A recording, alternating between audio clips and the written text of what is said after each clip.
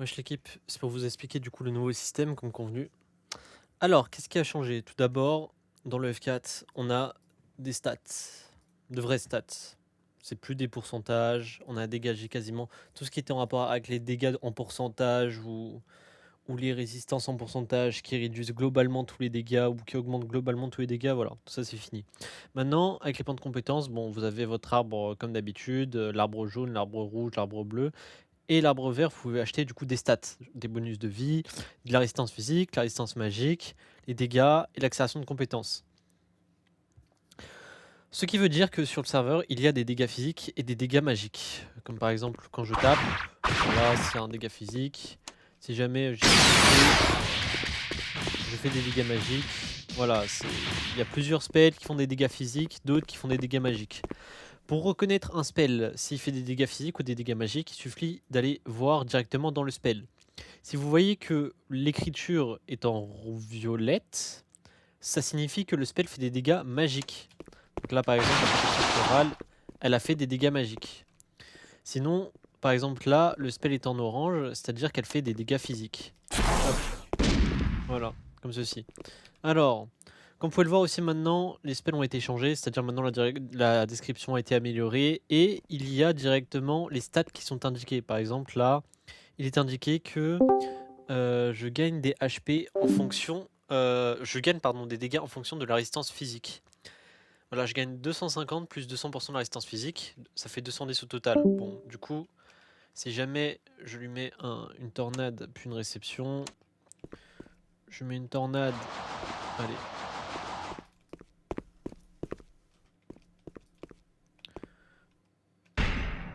Je mets une tornade puis une réception.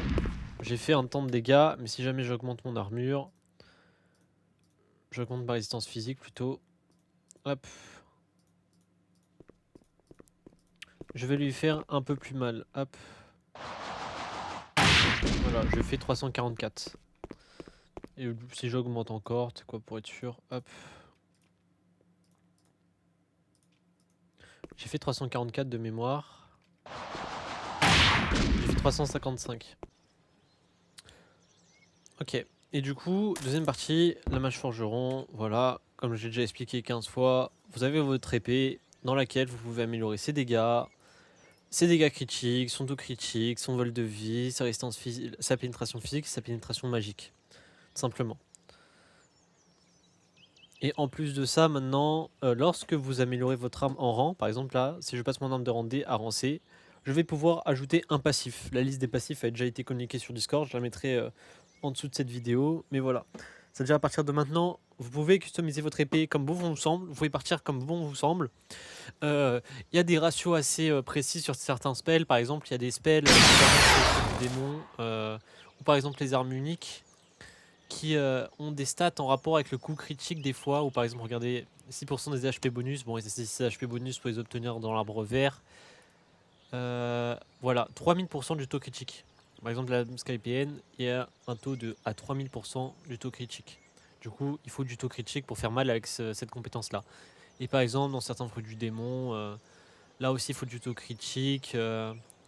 Enfin voilà quoi, en général tout est indiqué sur les spells et voilà. C'est faut lire, faut comprendre, faut savoir ce qui est le mieux. Mieux vaut partir tank ou DPS, voilà quoi. C'est chacun qui fait son propre kit. Au moins, là maintenant, on se bat jamais entre guillemets contre la même personne. Les combats sont jamais entre guillemets les mêmes. C'est pas le premier combo à gagner, mais c'est plus celui qui réfléchit le mieux et qui a un kit le mieux adapté à son personnage qui sera le vainqueur quoi. Si jamais par exemple une personne met 15 points dans les dégâts, ok, il va faire mal, mais derrière il va pas tanker quoi. Parce que si jamais quelqu'un a 9000 HP supplémentaires en PV max, bah il va faire mal sur d'autres spells, tout simplement. Donc c'est quelque chose qu'il faut étudier, raisonner. Il faut réfléchir par rapport au passif d'épée, aussi au passif d'armure quand ils vont arriver, quoi. Ça sera assez diversifié, quoi, tout simplement. Et juste pour la théorie, voici comment ça marche. Par exemple, imaginons que j'utilise un spell qui va faire au total 300 de dégâts. Ok, j'ai 300 de dégâts. Hop, le spell ne va pas crit, du coup les dégâts ne vont pas changer, je vais rester à 300 de dégâts. Derrière, je vais taper mon ennemi qui a 550 d'armure, pardon, qui a 50 d'armure. Ou allez, 100 d'armure, ça sera plus simple. 100 d'armure, qui sera 100 d'armure. Et en mode, ce qui va se passer du coup, pour faire simple, c'est que déjà, on va regarder si j'ai de la pénétration d'armure. On va dire oui, on va dire que j'ai 25 de pénétration d'armure. J'ai 25 pénétration d'armure. Du coup, ce que le serveur va faire, c'est qu'il va appliquer la pénétration d'armure sur l'armure. Du coup, il va faire 100 moins 25. Ça va me tomber à 75. 75 d'armure.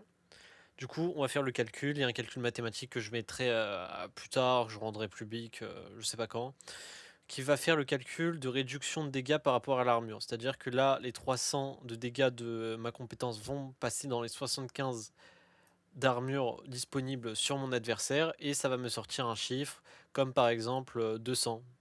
200, je sais plus c'est combien exactement le ratio, mais voilà, ça va me sortir 200. Du coup, je vais infliger sur mon adversaire 200 de dégâts directement, voilà.